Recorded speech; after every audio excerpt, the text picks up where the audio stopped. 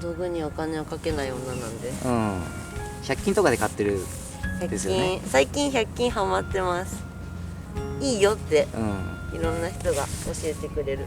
マークも大和チックだしね。そうそうそう、大和大好きなんで。いやー、おおラブラだぞ。今がチャンスじゃない。突然にチャンスが訪れた。